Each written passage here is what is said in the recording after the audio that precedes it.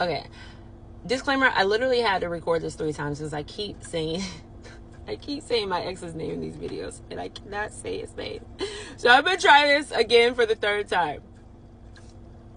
So the location where he pulled my hair was the neighborhood of his best friend.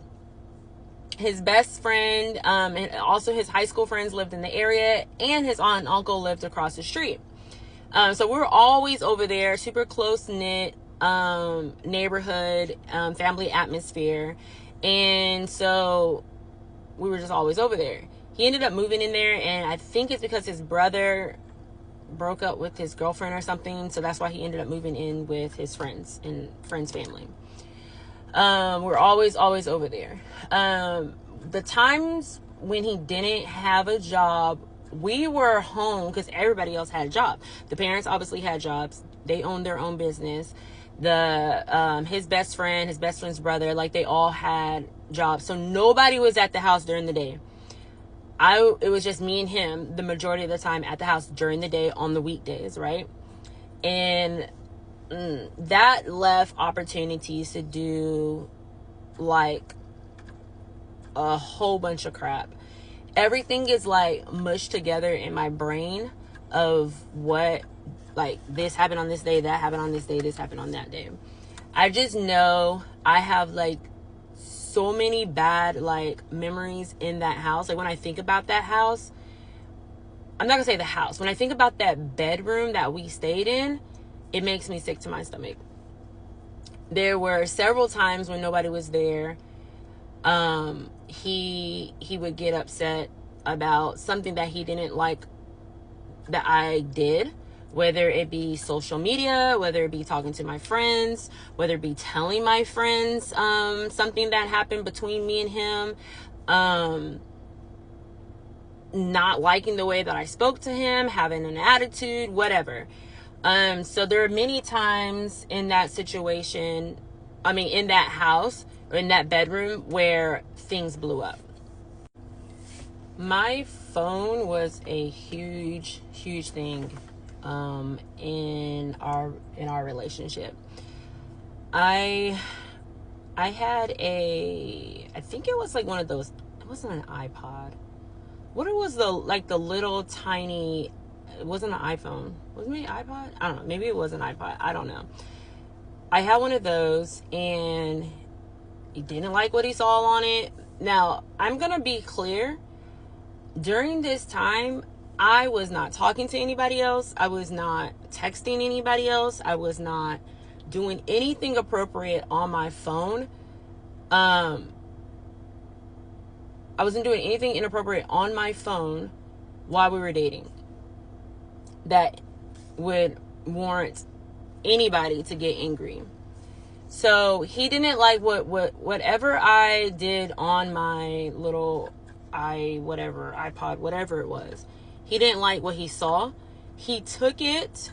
This was literally in the drive, like the little driveway to his best friend's house.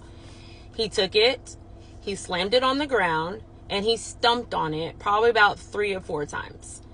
I also had a computer. He ended up breaking my computer too, but that happened later. So he smashed it. That was my only my only way of communication at the time, because I don't think I had a cell phone. I think I just had this, whatever, I don't know, iPhone. I don't even know what it was. Some type of Apple product where I was able to text and do all like social media and everything on.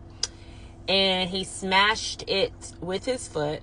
He then picked it up and bent it. Like literally was screaming like the Hulk.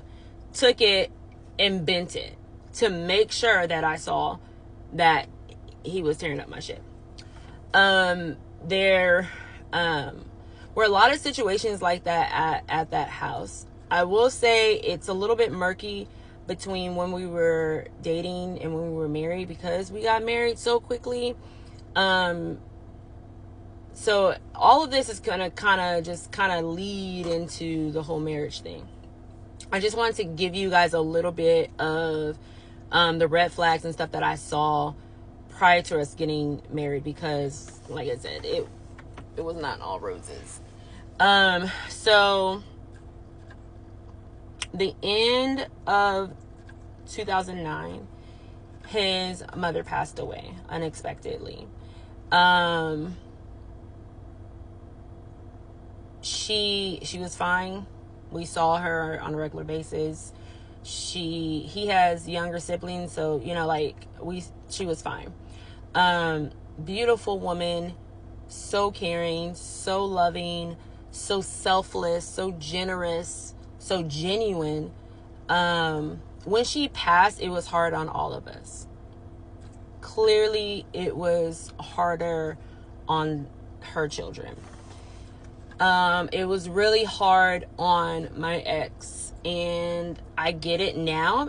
At the time, I didn't really okay, that's sad. Because I never experienced a loss like that that's been so close. And I tried to be there for him the best way that I could. And with that being said, the best way that I thought I could was for us to get married. Being that he was an illegal immigrant and didn't have his green card, he didn't have his papers, he couldn't work, he couldn't go to college, he couldn't get a driver's license, he couldn't do anything.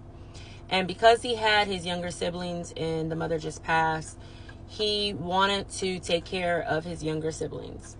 And, I loved him. I wanted him to love me.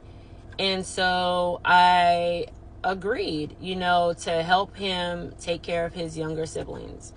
And the only way that we can truly, truly do that is what I thought, or what he convinced me of, was to get married so that he can get his papers, so that he can have all of his documents and stuff straight, and then take in the kids, become the guardian of his younger siblings, take them in, take care of them. There are three young ones that could not live on their own. He had a younger brother as well, but he was becoming of age where he would have been okay. But he had 3 younger siblings that needed a home that needed to be taken care of. And I agreed to marry him. And I agreed to take in his siblings. So that was the plan. We decided to do it quickly. We decided to do it in the courthouse. And I remember being so nervous and praying to God, God, show me a sign, show me a sign, show me a sign. Please, put some trouble in my heart. Do something to show me, I should not do this. And I got nothing. I didn't get a no, but I didn't get a yes. I didn't feel anything, actually. I didn't feel trouble. I didn't feel troublesome. I didn't feel worried. I didn't feel happy. I didn't feel excited. I felt nothing. And because I felt nothing, I was just okay, well, I'm not getting a huge no, so I'm just going to do it. He wants to marry me. He loves me. He wants to marry me. Now, mind you, in the beginning of our relationship, when I found out that he was not a citizen, he told me how his family always used to push him to just marry somebody so he can get his paperwork. His brothers always encouraged that, just marry somebody and get your paperwork. We can find you somebody to marry. And he always used to say that he never wanted to do that. That he wanted to, this is what he told me, he never wanted to do that. That he wanted to find somebody that he actually loved to marry to get his paperwork. He didn't want to just marry somebody random. And so February 2010, we got married in the courthouse. My mom was there. My friends, a couple of my friends were there.